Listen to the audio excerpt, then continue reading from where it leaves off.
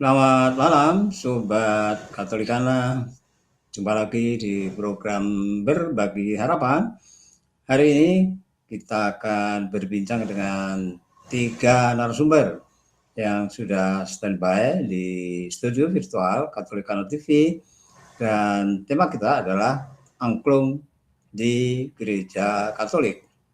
Sobat Katolikana, Gereja Katolik menghargai dan menghormati berbagai budaya lokal di Nusantara, termasuk angklung. Di sebagian paroki, musik angklung dipergunakan untuk mengiringi misa kudus. Ada pertanyaan, adakah catatan atau hambatan liturgis bila angklung dipakai untuk mengiringi lagu-lagu dalam Ekaristi? Benarkah perempuan termasuk ibu-ibu paroki lebih banyak bermain angklung daripada anak-anak sekolah? Sobat Katolikana, saya mengundang 3 narasumber. Yang pertama, Romo Thomas Maman Suharman, OSC.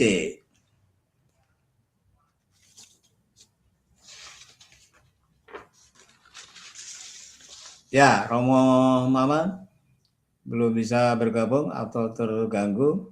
Saya mengundang narasumber berikutnya, Maria Haryanti. Oke, Romo. Halo, Romo. Ada suaranya, sudah. Ya, selamat malam, Romo. Selamat malam, Pak.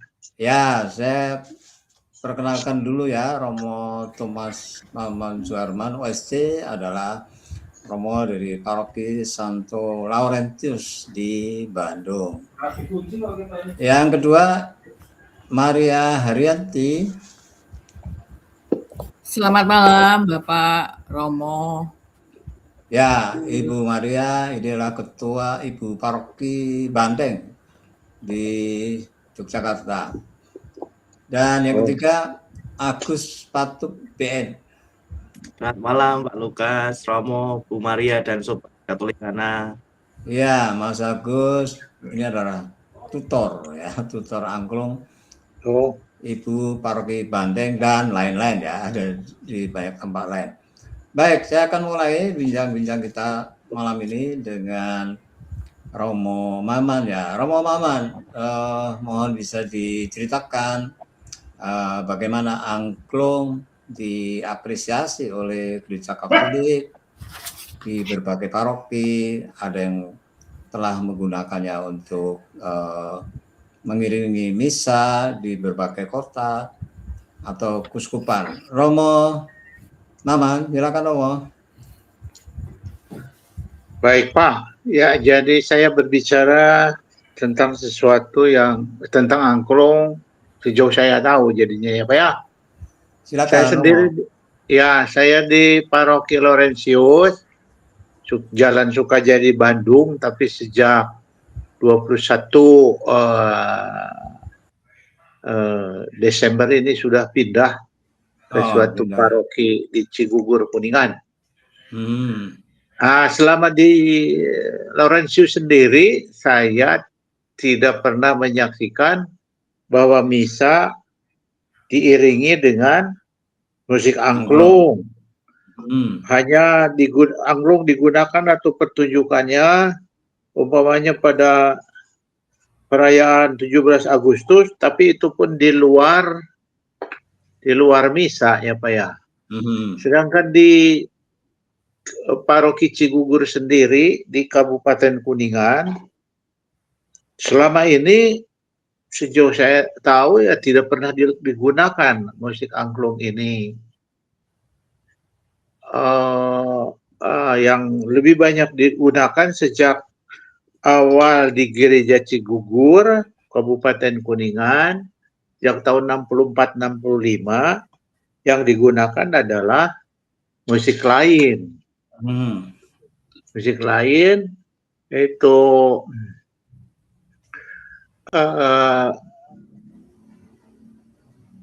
musik yang namanya degung, Pak, degung.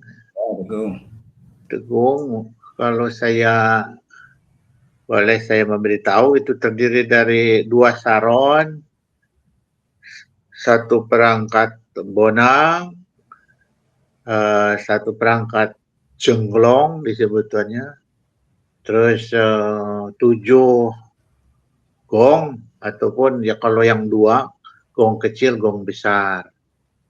Ditabuh untuk memberi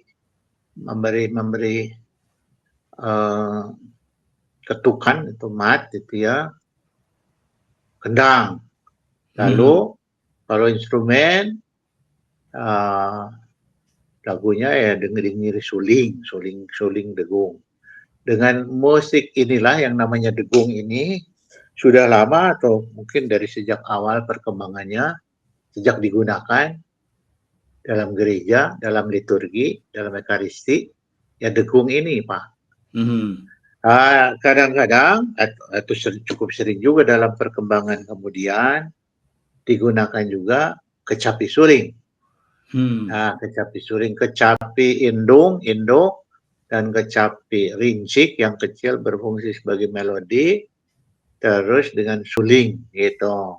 Itu namanya kecapi suling. Lalu untuk mengiringi kor atau rampak sekar disebutnya di sini. Jadi di Cigugur sendiri nggak pernah itu angklung ini digunakan dalam liturgi, terutama dalam ekaristi. Gitu aja dulu Pak, saya kira. Oke. Atau ya. Ya, baik. Saya tambah sedikit Romo. Bagaimana dengan gamelan? Apakah gamelan? Yang dimaksudkan gamelan itu di sini yaitu degung itu Pak. Oke, ya. Degung ya.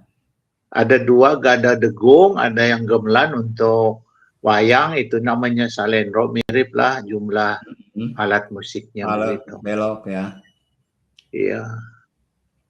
Oke. Ya, baik Romo. Jadi di paroki Romo yang dulu maupun yang sekarang belum pernah ada digunakan angklung ya untuk mengiringi untuk liturgi. Ya, kalau di paroki lain bagaimana Romo? Apakah Romo juga belum pernah mendengar atau melihat? Saya belum pernah mendengar Pak bahwa di gereja digunakan angklung gitu. Oke. Ya, baik Romo. Jadi kalau dari survei saya ke beberapa teman, ada di Surabaya, ada di Malang, mereka pernah ya, mungkin beberapa kali menggunakan angklung untuk mengiringi kisah. Ya, baik. Saya bertanya ke Bu Maria ya. Bu Maria ini kan ketua Ibu Paroki di Paroki Bandeng ya. Nah, pertanyaan saya, jadi mengapa sih Ibu membentuk apa ya, ada klub gitu ya, grup angklung gitu ya. Ada grup angklung ibu-ibu paroki dan barangkali ada intensinya, tujuannya gitu. Ibu Maria silakan. Iya Pak. Jadi begini ya Pak, sejarahnya adanya angklung ibu paroki itu realisasi dari program pengembangan yang ada di tim pelayanan ibu paroki. Jadi tim pelayanan ibu paroki itu ada 2, yaitu program rutin dan pengembangan. Nah, untuk program pengembangan itu waktu itu kita disarankan oleh Litbang untuk memilih seni atau merawat bumi atau berkebun gitu. Setelah kita rapatkan dengan pengurus inti sampai matang bahwa kalau seni itu yang bisa kita lakukan dan mudah, yaitu salah satunya adalah musik angklung. Oke. Itu Pak. Jadi, lalu kita sepakat ada musik angklung itu akan kita jalankan dalam program pengembangan tahun 2025. Kemudian ternyata direspon baik oleh anggota ibu paroki.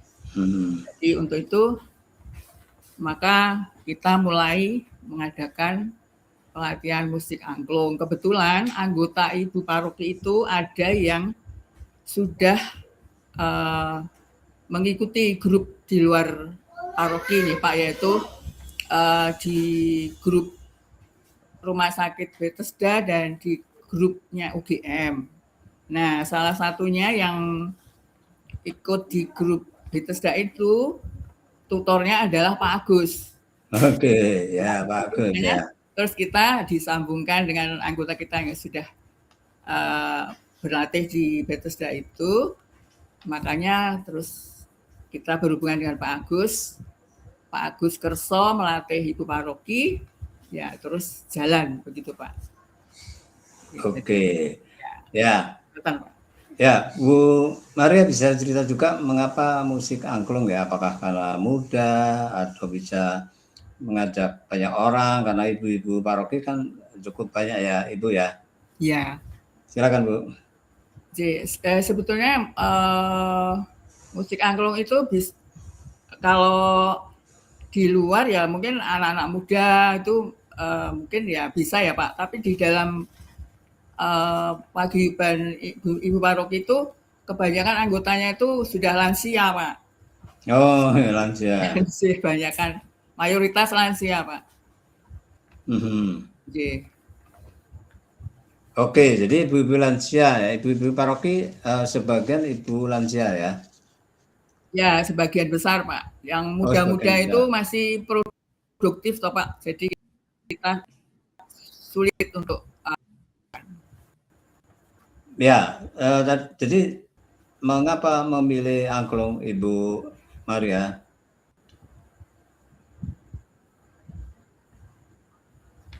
Kita alasannya angklung itu bisa dibawa, misalnya kalau kita berlatih angklung itu masing-masing ibu bisa membawa angklung itu dengan ringan, nggak beban gitu ya Pak ya. Kemudian kita bermain musik angklung itu kita bisa mempererat hubungan kita dengan ibu-ibu, karena kan kita bisa mengumpulkan banyak anggota untuk main angklung itu Pak. Oke, dan kalau ya. Jadi sudah berapa? 1 tahun lebih ya Ibu Maria? Ya, jadi itu waktu itu kita mulai berlatih pertama kali itu tanggal 20 Februari 2025. Jadi nanti bulan 26 tanggal 20 itu sudah setahun Pak. Sudah setahun. Oke. Ya, jadi sudah setahun ya. Baik. Ya. Nah, saya sekarang pindah ke Pak Agus ya. Pak Agus. Halo, Mas Agus. Ya, Mas Agus. Ya, kenapa kok melatihnya ibu-ibu ya? Apa bukan bapak-bapak begitu, Mas?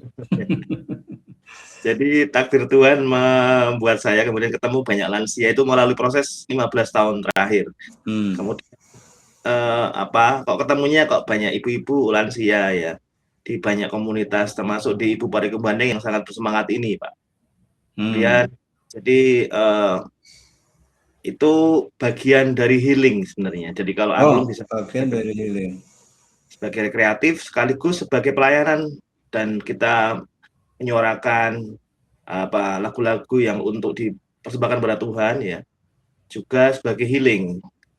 Angklung sendiri kan sebagai cara kita untuk merawat persatuan. Dari tabung bambunya itu sudah sangat kompleks, jadi kita tidak bisa bermain sendiri, bermain angklung ya. Jadi main angklung itu seperti kita mengisi teka-teki silang, jadi satu dengan yang lain terhubung. Seperti itu kira-kira Pak. Jadi angklung itu sangat kompleks, ramah lingkungan, dan bisa komunal ya, harus main bareng-bareng tetapi bisa dibawa secara personal. Seperti kata Ibu bilang, Bu Maria bilang bahwa bisa dibawa pulang gitu. Beda kalau kita mungkin main alat musik yang besar ya, harus pakai truk misalnya. Jadi ini ringan dan lebih simpel untuk dimainkan bersama-sama dan alatnya juga ergonomis, bisa dibawa pulang. Oke, ya. Mas Agus, bisakah juga bercerita ya, mengapa Mas Agus ini semacam apa ya, menekuni angklung atau ada lain ya, kalau nggak keliru seruling juga ya Mas Agus ya. Jadi instrumen apa saja yang Mas Agus tekuni mungkin sudah sekian lama ya.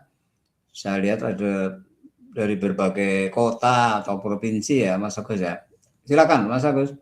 Baik, mohon izin saya mau menyampaikan sejarah saya belajar musik dari umur 10 tahun ya.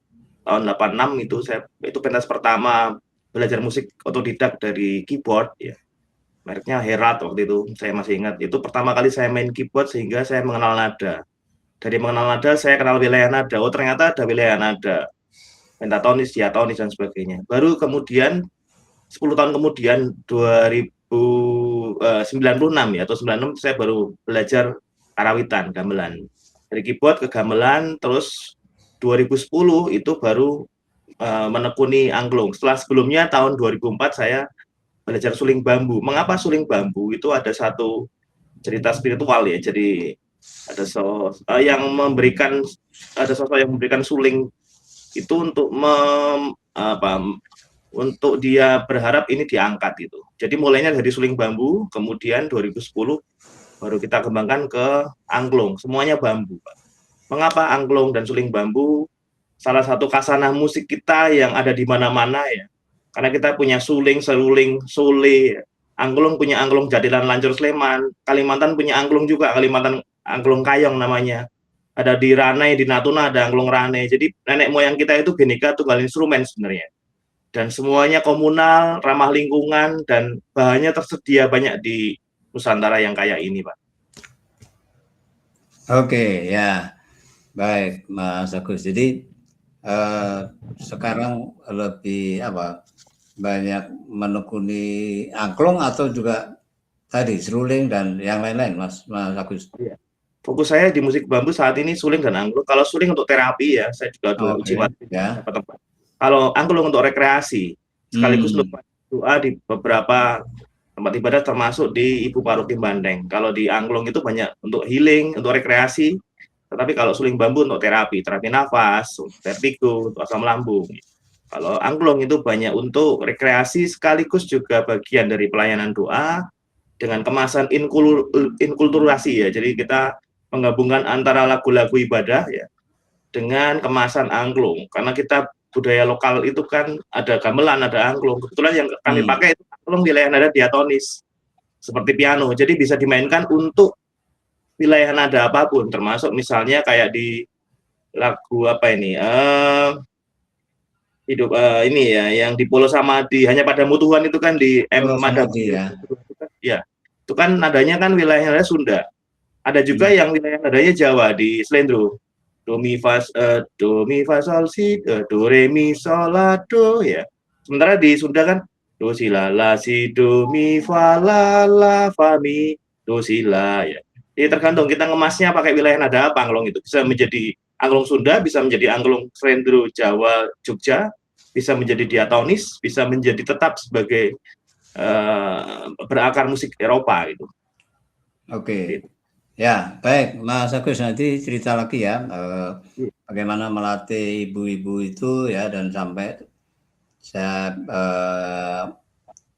lihat rekamannya ya, ada lagu tentang Derek Dewi Maria kalau tidak keliru ya. Maria ya. Ya, baik, saya kembali ke Romo Maman ya. Ya, halo Romo. Ya, Pak. Ya, Romo bisa cerita lebih lanjut ya.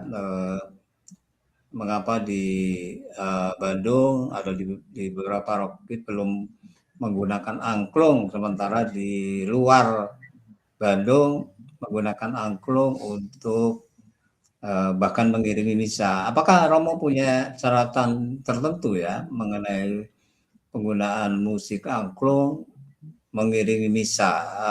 Catatan liturgisnya apa? Romo Maman, silakan. Ya Pak, sebagai apa ya, sebagai untuk hiburan barangkali, atau mengisi waktu ibu-ibu juga di Sukajadi, atau mungkin di katedral juga ada sih kelompok angklung itu ya, memang untuk oma-oma gitu. Kadang-kadang kalau di Jawa Barat, ITB umpamanya menyelenggarakan lomba permainan angklung antar sekolah, itu ada. Dan pernah sekolah Katolik di Cigugur SMP dapat juara 2 gitu ya Pak ya. Itu tapi permainan umum ya Pak ya. Juara 2, karena tampaknya untuk juara 1 ya tidak boleh. Nah, oke, itu tentang untuk angklung sendiri. Saya pikir, atau saya membuat kesimpulan dari pengamatan, mengapa angklung tidak digunakan, lebih karena pertimbangan liturgis itu sendiri. Pertimbangan liturgis itu sendiri kan antara lain apa ya,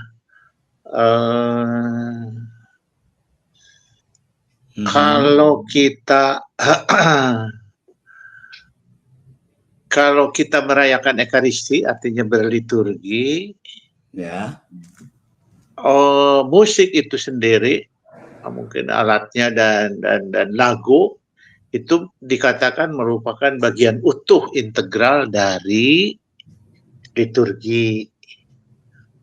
Saya langsung mau mengatakan bahwa dengan kita mengungkapkan diri pribadi, seluruh diri, pikir, rasa, tindakan itu terungkap tidak hanya lewat kata-kata, tetapi lewat media lain, yaitu ya rasa, ataupun ya rasa terutama kegembiraannya, kesedihannya, atau kemeriahannya itu lewat musik Pak ya, ditemankan musik gitu. Tapi pertama-tama saya membaca literatur tentang liturgi, pertama-tama kalau di dalam gereja itu kita bukan bernyanyi dalam gereja atau bukan menyanyikan lagu, tetapi istilahnya itu menyanyikan misa, Pak.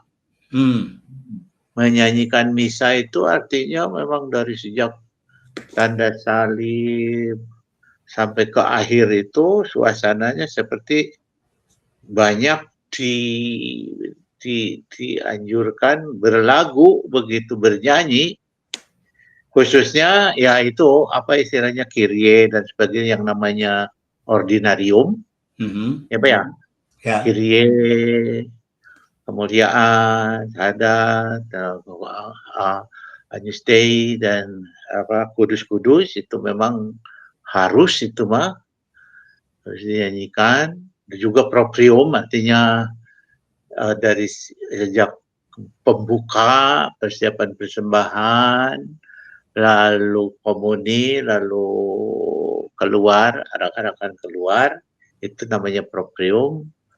Memang perlu dinyanyikan, tapi yang harus tadi ordinarium dan proprium itu perlu dinyanyikan. Dan dengan demikian sebagian besar liturgi itu semacam dinyanyikan gitu, menyanyikan misa, bukan menyanyikan lagu, katanya begitu. Gunanya musik adalah untuk meningkatkan, mengembangkan apa sih namanya tuh, rasa makin religius, dalam arti mengantar kita kepada pengalaman bahwa Allah dalam Yesus Kristus yang mengorbankan diri, keselamatannya kita terima, maka disambut dengan meriah. Apalagi ada pertimbangan umpamakan Santo Agustinus bahwa menyanyi itu 2 kali apa ya, apa namanya? istilahnya itu kan bene cantare, bene cantat, bis orare, orat gitu kan.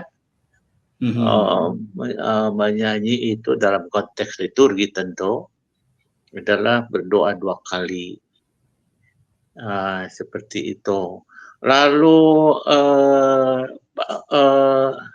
salah satu atau mungkin hal lain yang sering saya dengar dalam kita berliturgi itu, saya pernah bicara dengan Pak Lukas juga ya. Perlu disampaikan atau dilakukan dengan pertimbangan atau patokan atau dasar atau syarat, memenuhi syarat yang terungkap dalam semboyannya. Kalau kita berliturgi itu, beribadat, misa khususnya, perlu memperhatikan prinsip kesahajaan dan keagungan, Pak. Kesahajaan itu di bahasa Latinnya simplicitas in dignitate. Simplicitas, kesahajaan. Saya tidak gunakan kesederhanaan. Sahaja itu kan satu, Pak, saja ya. Ini saja umpamanya, itu saja gitu. Itu menyarankan lebih ke makna supaya dalam liturgi, dalam ekaristi kita hidup, pikiran, perasaan kita, seluruh diri terarah kepada yang satu, kepada Tuhan gitu. Jadi jangan terlalu rame, terlalu ribut, terlalu ya seperti banyaknya perhiasan di gereja, lain umpamakan di masjid itu ya. Masjid itu hanya kiblat, di gereja itu sebetulnya terlalu rame, membuat terlalu banyak membuat orang pikiran, perasaan, niat tercerai-berai, itu distraksi ya. Jadi tidak simpleks jadinya ya Pak ya. Tidak simpleks. Ya. Tidak fokus gitu. Ya itu karena pertimbangan begitu. Tetapi catatannya bukan berarti bersahaja itu lagu itu tidak bagus, sebab syarat lain dari musik itu, artinya alat musik dan lagunya itu perlu mencapai keindahan, batas keindahan tertentu yang dari segi estetik istilahnya ya Pak ya, bagus, bukan berarti ya sembarangan aja. Terus keduanya dari segi isinya, kata-kata itu ya Pak ya, kata-katanya itu secara ilmu keagamaannya atau teologi ya betul, benar gitu ya kan, gitu tuh. Aesthetically menyenangkan boleh kita, pleasing, dan secara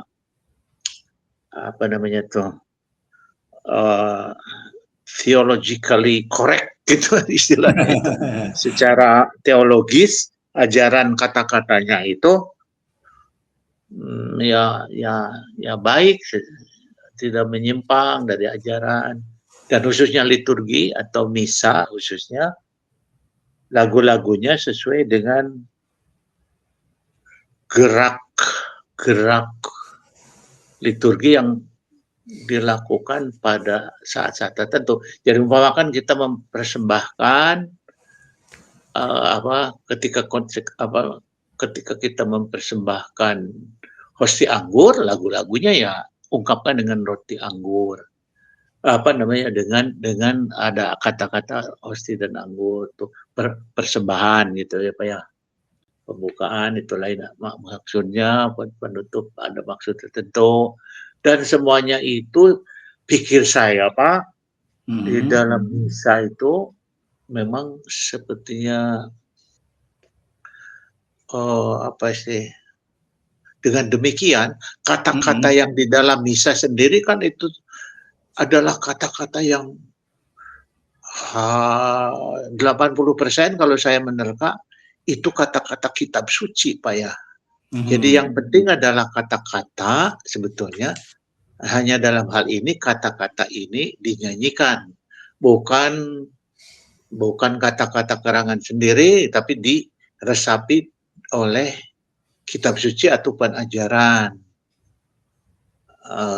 Sehingga dengan Tuhan bersamamu itu bukan salam biasa, bahkan jangan diganti dengan selamat pagi saudara-saudara, apa kabar, itu katanya jangan, harus tetap Tuhan bersamamu, atau semoga rahmat damai sejahtera cinta kasih dari Tuhan Yesus Kristus bersamamu, itu pun rumus-rumus dari Santo Paulus. Ya itu, supaya jadi dari satu pihak kata-kata yang kita ucapkan itu bukan kata-kata kita sendiri, tapi terinspirasi dari kitab suci, jadi dari yang terwahyukan ya, terinspirasi dari Tuhan, katakanlah begitu, lalu kita mengucapkan begitu. Mengucapkan, tapi alangkah bagus kata-kata yang terinspirasi dengan yang ilahi ini, lalu kita sedandungkan dengan iringan alat lain ya, musik itu ya Pak ya. Oke. Jadi pertama-tama kata yang kan maksudnya ibadat atau liturgi itu Ekaris itu kan berdoa ya Pak ya. Pertama-tama dengan kata-kata. Bahkan boleh dikata sebaliknya, kalau hanya dengan musik saja, dengan bunyi-bunyian saja, kan bunyi-bunyian saja mah tidak pernah kita tidak bisa kita tafsir maksudnya apa. Lang lang lang lang lang lang lang lang. Apa itu maksudnya kalau ada bunyi begitu? Tapi kalau umpamakan, hey, kamu bawa persembahan, nah langsung kita mengerti kalau kata-kata. Kalau musik lah ya nggak ada artinya kalau tanpa kata gitu. Oke, ya. Baik Romo. Gitu, tapi baik, kalau Pak. lagu-lagu yang dimainkan dengan angklung, bukankah itu lagu-lagu gereja, Romo? Lagu misa gitu. Apa yang sudah dipraktekkan di beberapa tempat, kalau memang dipraktekkan, pada prinsipnya jadi bukan musik pengiring itu sendiri yang didahulukan, tetapi pertama-tama kita mah apa sih namanya itu, menyanyikan misa. Misa itu artinya berbagai unsur-unsurnya, seruan-seruannya itu, menyanyikan itu. Okay. Jadi pertama-tama, atau kalau mau secara langsung mau dikatakan, kalau mau diiringi bahkan dengan alat musik di mana kita boleh menggunakan setempat disebutnya, itu perlu dipertimbangkan dengan hati-hati, kata Bapak Paus Fransiskus. Yang karena sampai pada perkembangan terakhir dalam liturgi, alat musik apa yang boleh digunakan dalam gereja? Yang pertama-tama yang boleh digunakan dalam gereja adalah organ pipa. Organ pipa. Sekarang ya organ elektronik ya Pak ya, tapi organ pipa. Karena perkembangannya dulu mah kan nggak pakai musik, pakai alat musik juga. Hanya kata-kata Gregorian lalu diberi nada itu Pak ya. Oke. Gitu. Ya. Ini meminta semacam, ya dengan pertimbangan ini meminta semacam sarana yang dapat mengangkat kita kepada persatuan dengan Tuhan, katakan. Itu aja dulu Pak. Oke, ya baik Romo. Nanti saya akan tanyakan ke Romo kaitannya dengan inkulturasi di Ya. Gereja Katolik ya, yang sudah mengapresiasi menggunakan berbagai alat ya. Ya, betul. Instrumen dari berbagai budaya lokal gitu. Iya, iya, Baik, betul. Romo. Ya, karena ini teman-teman bukan ahli liturgi, mereka adalah orang yang menekuni angklung. Iya, betul. Ibu Maria, mungkin Ibu Maria bisa cerita juga bagaimana latihan selama ini dijalankan, dan apakah juga ada lagu-lagu rohani atau lagu-lagu yang bisa dipakai untuk mengiringi misa. Bu Maria, silakan. Ya Pak, jadi selama kita berlatih angklung itu memang sebagian besar lagu adalah lagu-lagu yang berhubungan dengan lagu-lagu rohani ya Pak ya. Salah satu contohnya Derek Dewi Maria, kemudian Sakjeke Derek Gusti, lalu apa di Pulau Samadi. Oh, Pulau Samadi. Ya, berarti apa lagu apa persembahan atau apa itu Bu? Di Pulau Samadi itu sepertinya lagu persembahan ya Pak ya. Persembahan ya. Jadi ada ya lagu-lagu yang dipakai di dalam misa ya.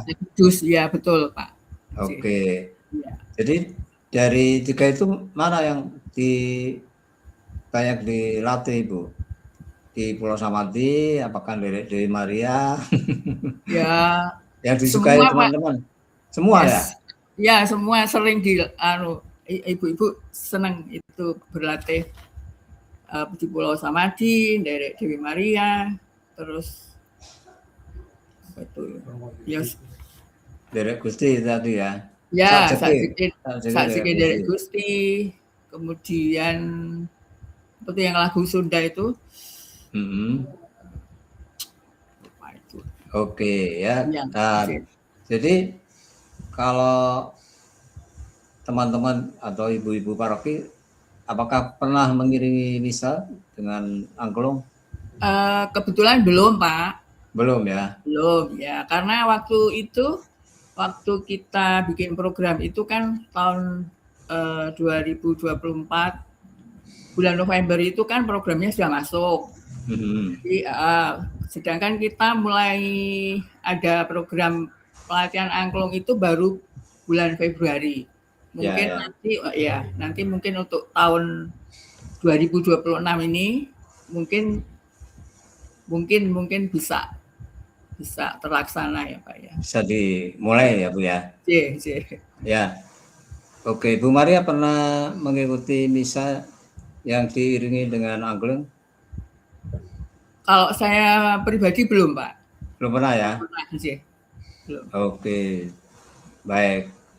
Ya, sejauh saya melakukan survei ya, pertanyaan, beberapa teman itu sudah bercerita baik di Surabaya, di Malang gitu ya.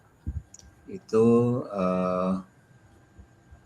mengikuti misa dan ada iringan angklungnya gitu ya.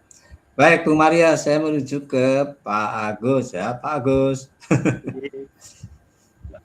Ya, Pak Agus, sebagai tutor angklung khususnya untuk ibu-ibu, apa tadi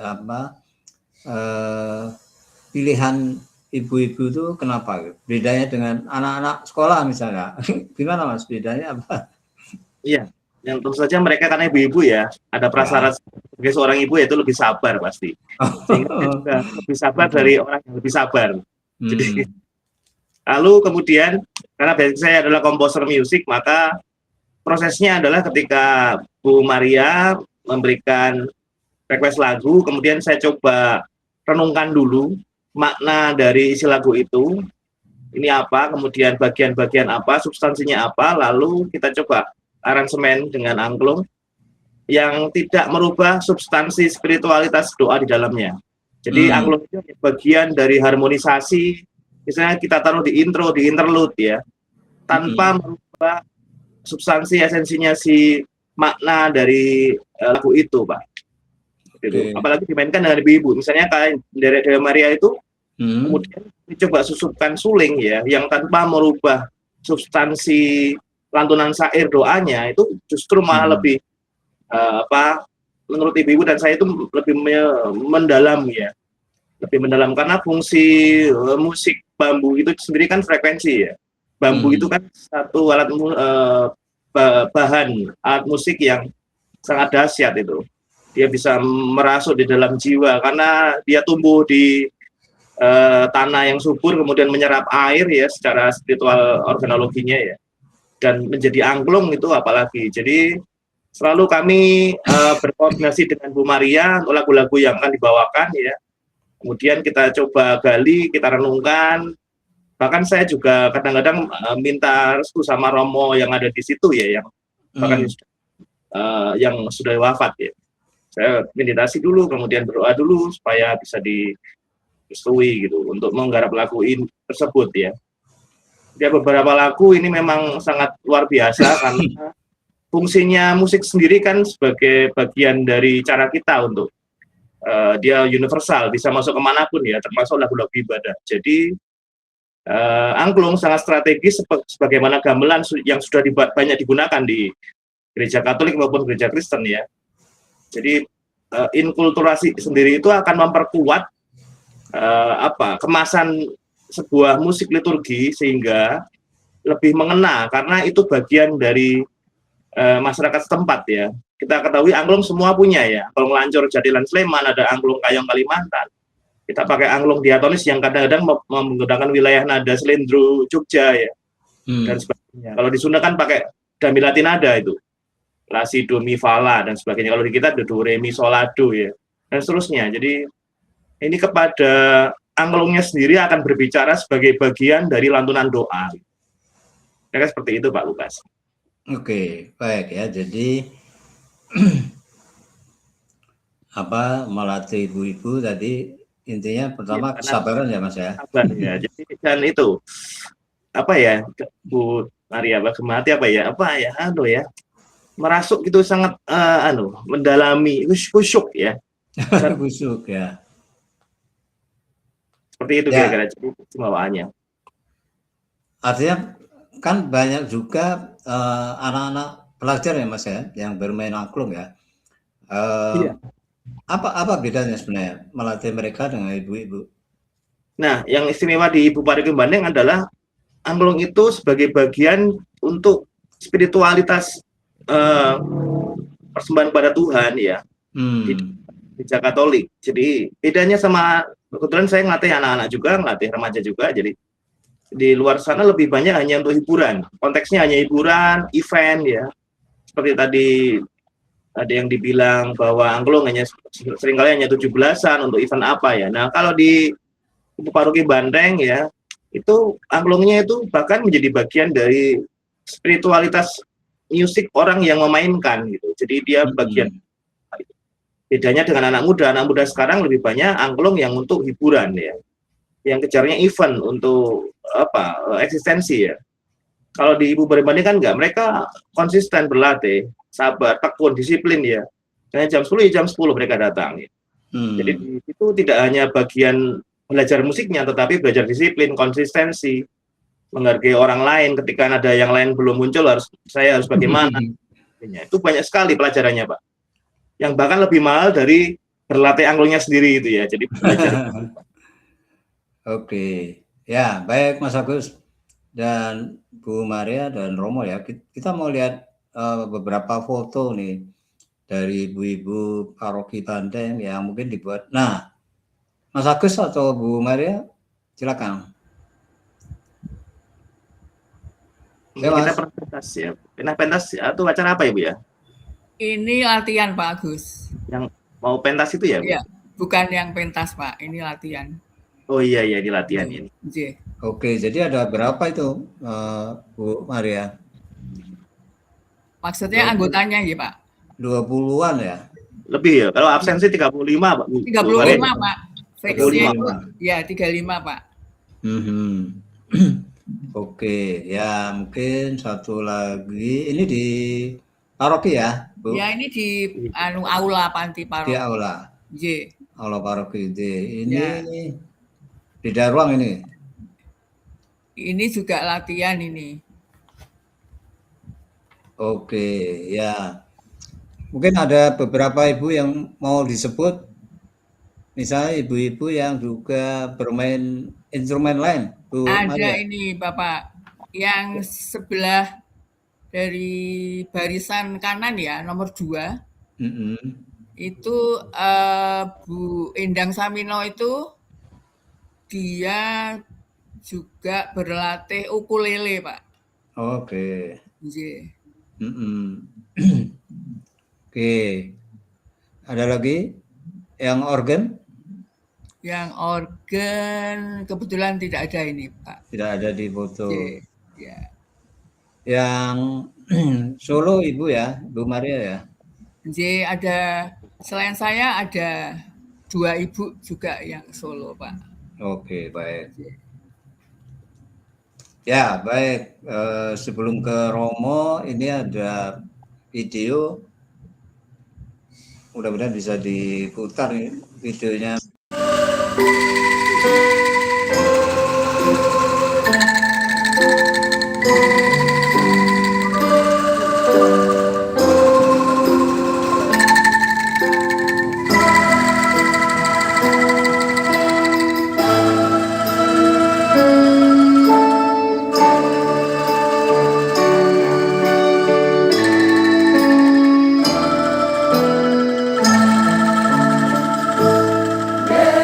Yeah.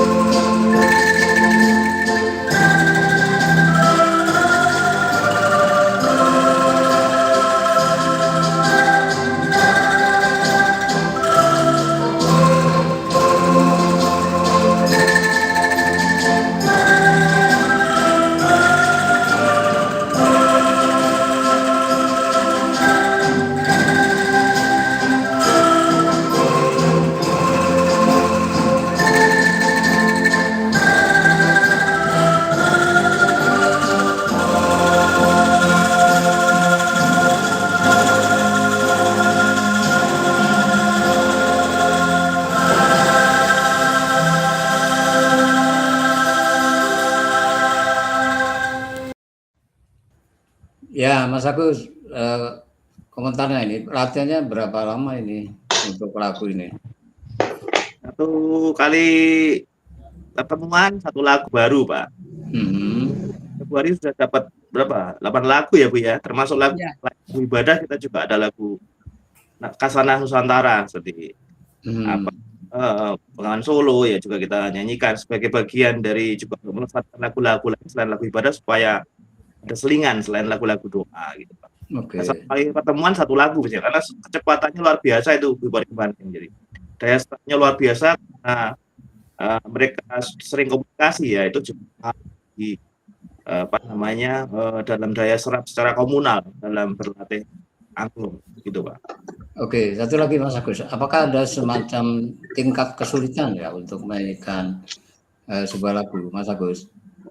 Biasanya saya aransemen ulang kemudian saya sesuaikan dengan kemampuan ibu-ibu. Jadi karena ibu kalau ini kan secara musikal saya udah oke gitu ya, secara lagu udah oke, saya tinggal mengemas saja, membuat aransemen di rumah, keyboard, kemudian saya aransemen dengan tetap mengedepankan kemudahan dalam memainkan dengan metode yang saya miliki, yaitu dengan roda tangan. Juga ada bagian-bagian yang bisa untuk lebih mudah memahami cara memainkan angklung secara harmoni.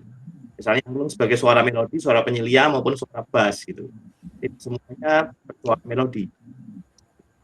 Oke, baik. Ya, Bu Maria, bagaimana pengalaman sampai pada tadi menyelesaikan lagu di Maria itu? Pengalaman. Ya, pengalaman latihannya dan. Ya, latihannya memang Ibu Paroki itu antusias ya untuk latihan angklung ini. Jadi setiap latihan itu anggotanya pasti yang datang banyak gitu. Nah, setelah yang lagu Derek Dewi Maria tadi ya Pak, itu kita main itu dengan jadi main dengan menyanyikan itu menjadi ternyuh gitu loh Pak. Ya. Terharu ya Bu ya? Ya terharu, betul. Terharu. Ya terharu, ternyuh gitu. Jadi ibu-ibu tuh menyanyikan dan memainkan angklung itu betul-betul pakai feel ya Pak ya, pakai iya. Perasaan ya Bu ya. Iya pakai perasaan. Oke, Ibu terakhir Bu, apa harapan Ibu dengan memiliki kelompok angklung, kemudian latihan dengan lagu-lagu rohani atau lagu yang lain dan mungkin nanti suatu saat mengiringi misa, Bu Maria? Ya, harapan saya tuh bermain angklung itu untuk menyenangkan hati ibu-ibu. Nah, itu tentunya ya. Kemudian bisa bermain semakin baik karena latihannya rutin ya. Terus harapan yang paling agak jauh yaitu sekali-sekali kita bisa mengiringi lagu-lagu di gereja pada waktu Misa Kudus. Itu ada cita-cita ke sana ya Bu ya? Ada Pak. Oke, kapan Bu? Nanti pas misa apa mungkin? Ya nanti kita kabari Pak Lukas. Oke, jadi masih butuh berapa lama lagi untuk bisa mengiringi lagu-lagu misa? Belum tahu Pak, nanti kalau misalnya ini kan kebetulan kepengurusan saya kan sampai akhir Desember ini Pak. Oke. Ya nanti kan untuk tahun 2026 itu udah pengurus baru. Nah nanti pengurus baru itu kalau mungkin punya program itu baru nanti kita realisasikan Pak. Oke. Gitu, baik. Ya baik, kita terakhir ke Romo Maman Juarman. Halo Romo. Ya Pak. Ya Romo tadi bisa meneruskan bagaimana dengan inkulturasi gereja kita yang mengapresiasi berbagai budaya lokal termasuk seni musik. Romo Maman, silakan Romo. Baik Pak. Pada akhirnya inkulturasi itu adalah bagaimana agar iman kepada Tuhan Yesus Kristus sungguh meresap dalam kultur banyak orang dimanapun. Jadi pertama-tama yang diminta meresap itu hidup Tuhan Yesus Kristus, sabdanya, kitab suci, kata-katanya, ajarannya, itu yang diharap meresap, merubah, menggembirakan, menjadikan baik perilaku manusia khususnya Kristiani. Jadi kalau orang ingin belajar tentang harmoni, tentang kebersamaan, kerjasama, saling perhatian seperti dalam cara bermain angklung, yang utama adalah sabda Allah yang mengajak kita, yang meminta merubah diri kita, belajar agar harmoni, agar rukun, agar cinta kasih, justru bukan dari instrumen, bukan dari yang lain-lain. Dari Yesus, sabdanya, kata-katanya, yang semuanya agar meresap dalam seluruh kata-kata dalam Ekaristi. Itu yang utama. Tapi ya itu kan selain kata, boleh juga kata itu lebih kuat kalau itu diberi melodi, diberi suasana. Tapi untuk belajar bahwa itu bersifat healing, bersifat menghibur, menyenangkan ibu-ibu, ya boleh aja. Tapi ini soalnya dalam liturgi. Jadi semoga sabda Tuhan sendiri yang menghibur, menguatkan iman, bukan musik ya. Itu. Jadi prioritas adalah pertama-tama kata logos. Itu. Terus dalam praktek memang sabda itu harus ditafsir, khotbahnya tidak bisa dimengerti segala rupa, akibatnya ngantuk, pingin hiburan yang instan, yang terasa lewat lewat bunyi, ya boleh aja, tapi itu mah tambahan, jangan dijadikan yang utama.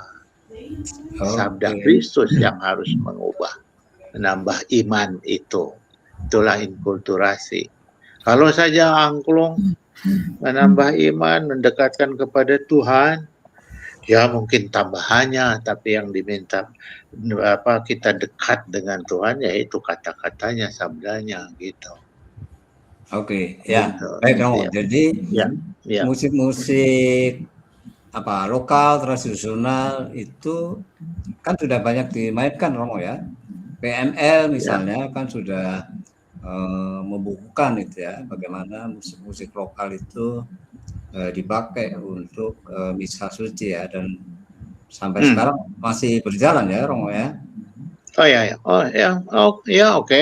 Nah, catatannya jadi sejauh alat musik yang bukan yang utama ya Pak ya. Yang utama itu kata, sabda dinyanyikan, dimusikan. Kalau umpamakan ada degong, ada suling, ada gamelan, itu menambah, ya silahkan aja. Peringatan, wanti-wantinya dari Bapak Paus Fransiskus adalah bagaimana agar alat musik itu kalau toh digunakan, yang utama atau diantara yang pertama yang dipreferensi, yang disarankan gereja mah organ, pipa itu tadi, atau akhirnya sekarang organ elektronik, tidak gitar, tidak apa-apa yang lain. Lalu minta hati-hatinya umat Kristiani Katolik kalau toh menggunakan instrumen bahasa apapun yang setempat lokal, istilahnya vernakular ya Pak ya, diminta agar ya itu dari segi estetik bisa indah, itu ya dari segi estetik. Terus nah itu masalahnya secara teologik, artinya kata-kata harus dipertanggungjawabkan. Jadi yang pertama kata-kata, bukan musik gitu, bukan alat musik apalagi. Terus hanya permukaan ya, dan tidak mendalam. Baik, Romo Thomas Maman Iya. Hosting dari Biara Romo. Sekarang sudah pindah di Biara Romo ya. Iya, biara pastoran katakanlah di Oke. satu paroki di Gunung Baik. Ciremai. Terima kasih Romo Maman.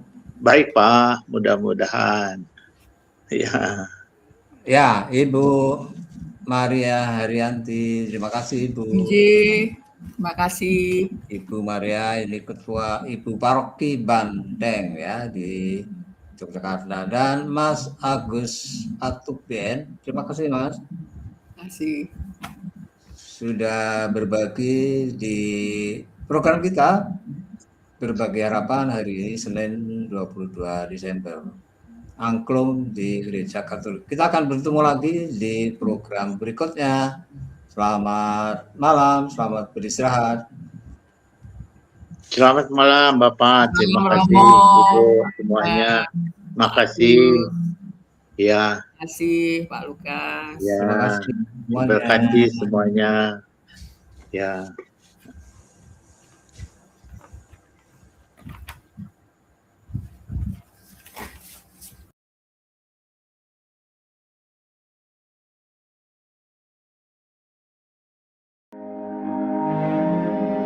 Katolikan